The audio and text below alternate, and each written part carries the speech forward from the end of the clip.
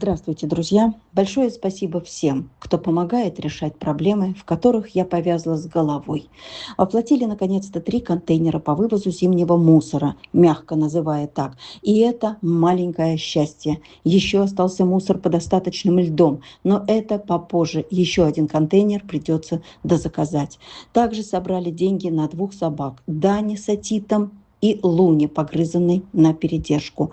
В пятницу снова везем Дану на видеотоскопию, то есть промывание мозгов под наркозом, по-русски говоря.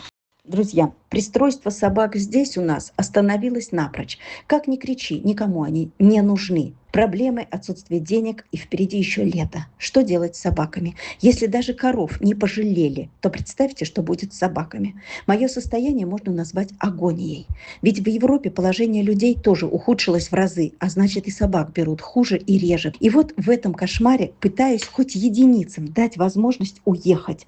Раньше уезжали по 5-7 собак в месяц, а сейчас 1, 2 или 3 проводить за счастье. Да и то финансово стало дороже. Надо оплачивать половину дороги, по 200 евро за собаку, в складчину с принимающей стороной. И оплатить титры на бешенство – это 10-12 тысяч. В связи с этим хочу сообщить, что у нас выбраны 3 собаки. Это Азур и Вита, астраханские, и Моника, якутская, спасенная от уцепления. Юля, она никому не нужна. Эта собака там. Когда вот уже куда только не пытались ее пристроить. Она никому не нужна. Поэтому, знаешь, лучше ее усыпить реально, чтобы собака вот это не мучилась, не мотылялась ни туда, ни сюда. Нельзя допустить, чтобы их не отправить. Ведь это единицы счастливчиков, которых берут на пристройство в Европу. А значит, надо оплатить половину расходов. Ведь мы хотим, чтобы им повезло. Я обращаюсь к вам с просьбой помочь собрать на дорогу, на отправку, на 3. На каждую собаку выходит примерно минимум по 30 тысяч. Друзья, помогите сбежать еще 3. Нельзя допустить, чтобы они остались у нас. Давайте сделаем еще 3 собак счастливыми. Я вас очень прошу. Также я хочу вас порадовать сегодня недавно уехавшими собачулями. Это Багира и Пончик из Ставрополья. Давайте посмотрим, откуда и как их спасали.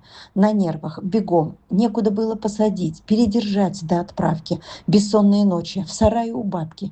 Белого испуганного Пончика, который успел побывать в аду и видеть, как сжигаются родичи.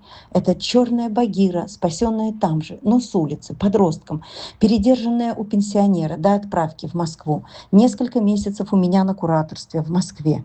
И вот они наконец-то уехали. Наконец-то они счастливы, веселые, игривые. Прошел тот страх, который они пережили. О них теперь заботятся. И мы видим, что им хорошо. Они не в клетках, они не затюканы, они счастливы. И это дорогого стоит. Как много пережито позади. И у них, и у куратора, и кто их спасал. Страшно вспомнить. Друзья, помогайте, пожалуйста. Все ваши деньги до копейки идут на корма, на содержание, на вакцины, на титры. Чем больше собираем, тем больше смогут уехать. Тем большему количеству собак сможем сделать титры, подготовить документы.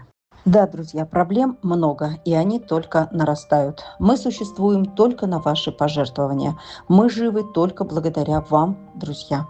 Пока вы с нами, мы живем. Долги также никуда не делись, они угнетают. И ежемесячно недостающие суммы прибавляются к долгу. Если бы собаки пристраивались больше, то меньше бы были и расходы. Вся надежда только на вас. Без вас не вытяну я их. Пожалуйста, помогайте, оставайтесь с нами, не забывайте нас. Я вас очень прошу, если уходите в отпуска, то помните, что мы очень нуждаемся в вашей помощи.